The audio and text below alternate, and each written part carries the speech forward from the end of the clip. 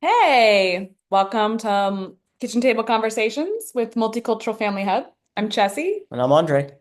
and we got a good one for you today.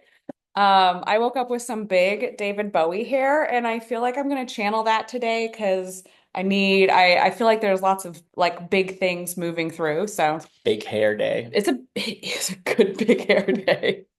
I take showers at night, so you like wake up and you kind of never know what's You gonna never, it's like a happen. surprise. You're like, Yeah, oh, and to this morning I had like it's mellowed out a little. I had like full big it David was Bowie hair. it was like a lion's mane. I was like, oh, we're gonna have that kind of day. So good. Um, so this past week we were challenged by someone with like a great question about Multicultural Family Hub and have been reflecting, and I feel like our mission just keeps getting bigger. So we Mhm. started with this focus of wanting to help create more peace in the lives of multicultural families. And we just want to share with you this like bigger lens that we're starting to view through things through, and it really aligns deeply.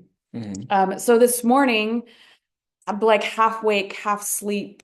I started like having these thoughts about like um early days in our relationship and recognizing just how not very long it has been since interracial couples were allowed to marry in the United States. Like Loving versus Virginia happened in the late 70s. And I recognized, I remember we were in Peace Corps when I realized that my parents were already married when we couldn't have been. And that like really struck a chord with me. And then Andre shared something so beautiful about kind of the intention of keeping people apart and how this weaves into the power of being a multicultural family. Yeah, and to put this into context, I'm coming at it from a framework that is rooted in the US and specifically in the American South. But I think it applies to any place in the world where you've seen intentional systems put in place to keep individuals or communities separate from each other. And so in this context, when you really look into the information and the history of the con the architects or the architects and specifically how they structured segregation in the deep South of America and why they did certain things. That really gives you a lot into the insight of how mind and culture and keeping people apart really works. And so this is a very condensed version of this. I encourage you, if you're interested, please kind of go out there. There's tons of great books and references. But kind of starting with this point, one of the main architects of segregation in the South, one of the things he articulated was that the process was this.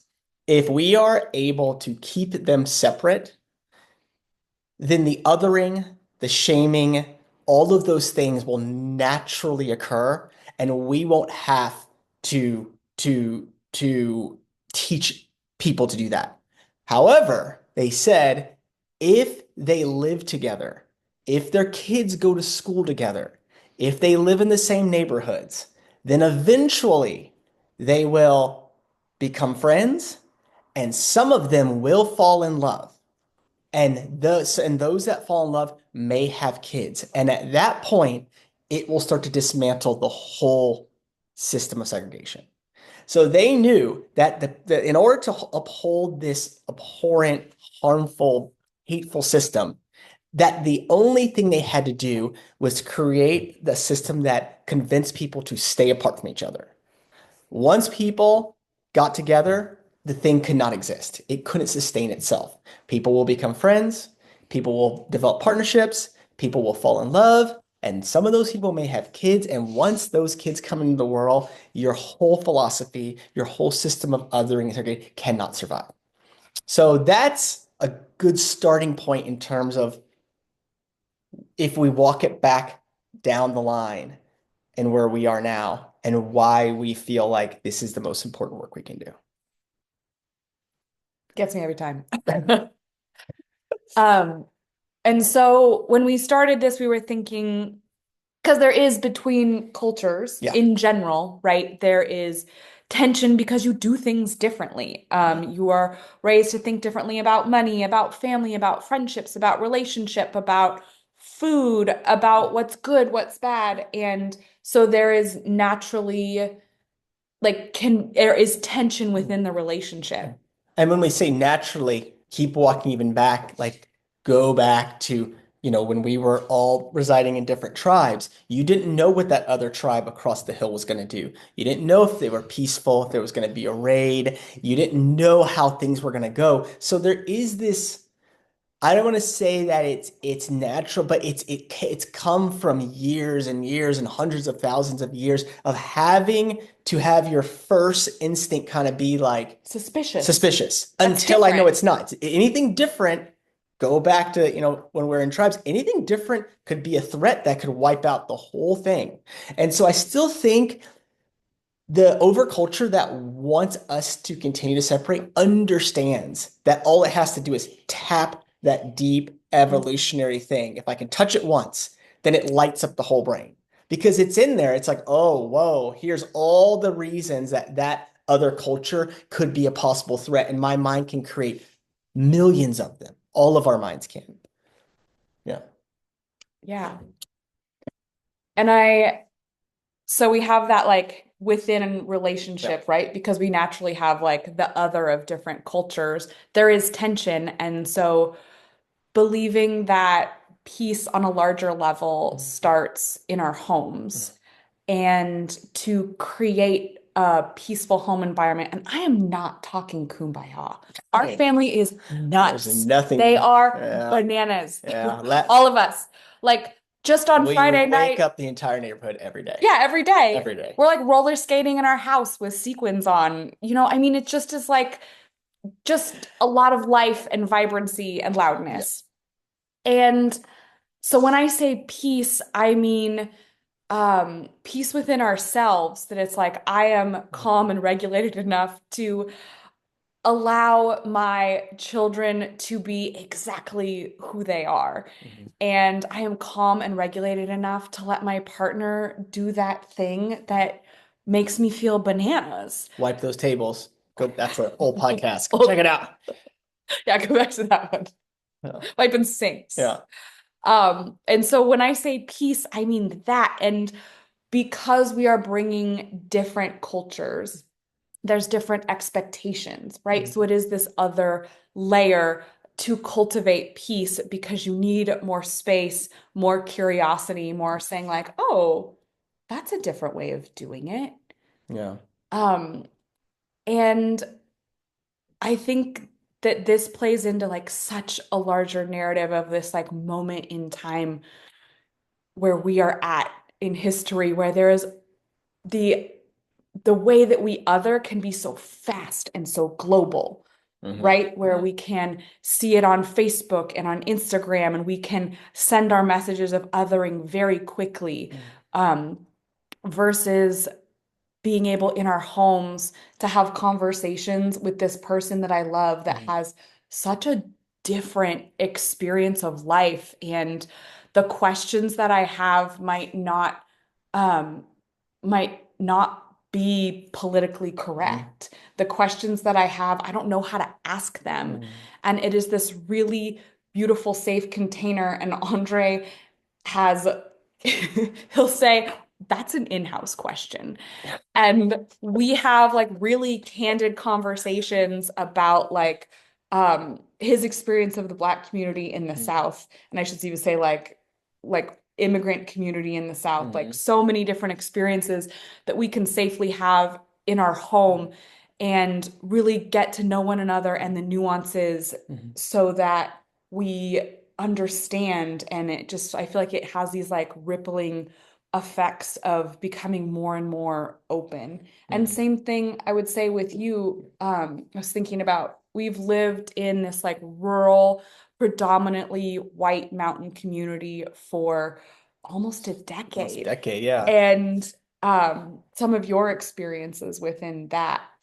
Well, it's just once again, it's not the culture I was brought up in. It's not the culture I was born into. And so I've had essentially 10 years of really getting to learn and understand a perspective, multiple perspectives, because it's not just one when you talk about a rural, mountainous region, uh, and getting to understand and really see all the different things and all the different stories and all the different places that people occupy that then kind of results in maybe some of their thoughts or maybe some of the things that they might believe in, or more importantly for me, it's been to understand people's fears. Because really, underneath all of those thoughts, opinions, even if we state them in a very like, da, da, da, I believe this, you can typically drop down and there's a fear there. There's a fear of what that person might think they might lose or what that person has already lost, all of these different things. So it's allowed me, as we're moving out of this geographical context, kind of back into a more populated, diverse space. I'm walking away with this skill of really being able to kind of wrap my mind and my head around something at a 360-degree angle. And it's allowed me to be so much more curious about not necessarily like an individual's opinion, but the culture or that has led to that person's that the point at which I'm meeting them. Because I feel like that's where you develop a really deep understanding, and most importantly, a deep understanding of what that person's fears are and why it is they might make certain decisions or why they may not make decisions at all, you know? Mm. And then for me, I think another big piece of this is once you get to that point, at least once I get to that point, it then becomes so much easier for me to let them. And I think this is where like the work of like people like Mel Robbins, if you haven't read her book, let them. It's everywhere. It's a great book. Even if you like heard about her, really pick it up. Especially if you're a parent, or in a relationship or a parent, it's a great book. Mel Robbins, check out her website. Let them. And it's her modality that she came up with. And I think at some point for me, once I understand all those cultural influences, instead of the shaming, the othering, they should, I'm allowed to let them, but then also then let me. And when that comes to our family, it's like, well, let them and let us. And Yeah. so those are the things. So it's not moving from that place of they or should or anger or attack. It's more saying, I get it. I hear your perspective. I might agree or I might disagree, but I'm going to let you and I'm going to let us go create something. Yeah. So yeah. Um, yeah. And so in terms of the other piece that we're kind of looking at is, one of the conversations we've had is that, and I do believe this to be kind of one of those universal truths, is that what the things that we see out in the world are a reflection, maybe on a small level, of what is happening to us internally or Mm. what's happening in our home. So I might look at something and like see it on like a big scale, like let's say wars or let's say conflicts or different things like that. And it's easy for me to put that outside myself and see all the ways in which that is, this, that, or the other. But accepting that what I'm watching out there and asking the question of, is that happening internally? And is that happening in my very own home on a very small scale? Are we making war or conflict within our home? Things like that. Mm. Yeah, the two. So when we first started Multicultural Family Hub, we were thinking about the specifically like the small concentric circle when you think about throwing a rock into water. That like first splash is in the center and is comes from our families. Like that's where we learn our culture. That's where we're first given those thoughts and ideas about, we've shared about the thoughts and ideas we've been given about money, about jobs, about work, It's good. What's what's bad? good, what's bad, what to believe. That's like that first rock in the pond. And as we're saying, like everything ripples out from that, like that first rock splash in your family ripples into you creating more family and those relationships and your coworkers and eventually like governments, policies, and like Andre was talking about when you're looking at the meta things with like war, othering on a large level, policies of keeping people apart. All of those things start with that first rock splash. And so our intention with Multicultural Family Hub is to look at that first rock splash and think about and help create tools for creating peace in your family and within yourself so that the intention to other is deeply outweighed by curiosity. Mhm. And I feel like that is one of our core tenets and values is curiosity about other people, other ways of being, how what that person is thinking, what led them to that, and then just deeply curious. And that curiosity being able to create so much grace and peace as Mhm. we ripple outwards. Mhm. So our recent conversations with Multicultural Family Hub, we really wanted to share with you that like we are focusing on this like family unit, this like first splash of culture, with the intention of the ripple, Mhm. recognizing that if we want to have change on this like massive global level Mhm. of creating more peace and love and less othering and more multiculturalism, more people coming together and sharing meals at a big table and marrying each other, creating families.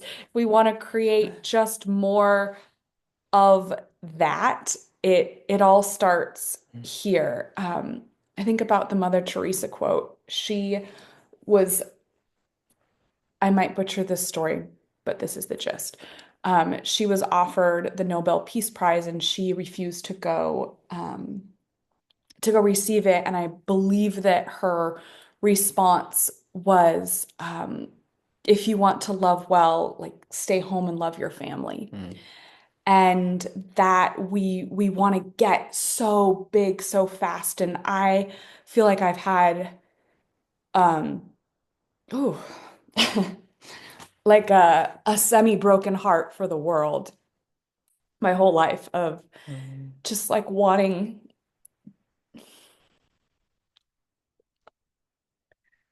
there to be more love and understanding and recognizing and wanting to be big and have massive impact and these Big, past big hair world. big hair world, big David Bowie hair world, and wanting that so deeply. And it's so hard. And I feel like I've looked at it in the face these Mhm. past 9 years of being a mother, Yeah. where it's like this, that in terms of impact is like the hardest work I've ever done Mm. to keep myself regulated and to love my kids and not yell at them every day. And to um, take baby Mhm. steps towards this like big, beautiful, larger goal. But the more that I do that, the more I believe that like we as families and individuals creating peace in our own lives have the that ability to ripple on this massive Mhm. level. Yeah, and I think it's interesting because, I was listening to, someone I consider like a master coach, Martha Beck, and she was talking about, how there is that natural order in the world, like our Earth and our galaxies and but they're constantly expanding and contracting. Our galaxy is constantly expanding and contracting. When we breathe, we're constantly expanding our lungs and contract. So there's this constant expansion and contraction that's very natural. And I Mhm. think what we are exploring with Multicultural Family Hub is when you get curious, when you start getting curious about other people, when you start getting curious about other cultures, that's an expansion. You're going outside. But as that happens, that curiosity then allows you to drop deeper and have a better understanding of yourself. So it's not just the rippling out that happens, but then another beautiful thing happens is as you're rippling out, you're dropping down deeper and developing a better understanding of your thoughts, your stories, your cultural preferences, and where it all comes from. So there's this beautiful expansion, contraction, which is a balance. And so I think that it is a way for all of us to impact the world, but then also to do that inner work of creating that inner peace that then continues to have a ripple effect both downward and outward. And Mhm. so that's one of the things we want to invite as we're creating this community. We want to invite folks to, if you are interested in this kind of journey, both the outward and the inward, and if you're interested in navigating and figuring out the tools one can use to be in a multicultural relationship and be in a multicultural family that has an impact inwardly on your home, on yourself, on your home, on your community, and outward, then Mhm. that's what we want to do with you guys. So Yeah. you're going to be able to. Big care David Bowie with us. We are opening our community in June, Mhm. as is planned, and still um, morphing. And it's really exciting. I feel like the more Andre and I dig into where exactly we're going, the better it keeps getting. So I'm so excited for you guys to experience this. We're going to open it up in June, and we will have weekly group coaching and monthly workshops and daily content so you guys can connect with one another. So our curiosity and circles can all merge and we will just grow so much together. Mhm. And I'm so deeply excited for that. And I also want to like model things are evolving and that the only way to move something forward is to allow it to continue to change and take form. And you can't you can't know unless you start. So we are starting, and this thing keeps like taking beautiful different forms, and we keep adding to it, and the layers of impact just seem to keep getting bigger and bigger. So we're really excited to continue to share with you here. We would love to hear from you how curiosity has impacted you, how interacting with multiple cultures has impacted you, and what you've taken away from that. Um, yeah. Yeah, So thanks so much for being here with us today at our kitchen table for this conversations big hair for episode. this big hair Yeah. episode. Yeah. Yeah. And so, as you're listening to this, if you are a member of a multicultural family, parent, grandparent, son, daughter, if there's something about this conversation that you felt kind of made you curious or lit you up, we definitely invite you to kind of check us out, head over to the website. There'll be some links and things in the show notes, and Yeah. be we'd love to have you in our community. All right. We'll talk to you next week. Have a great rest of your day. Bye. Bye.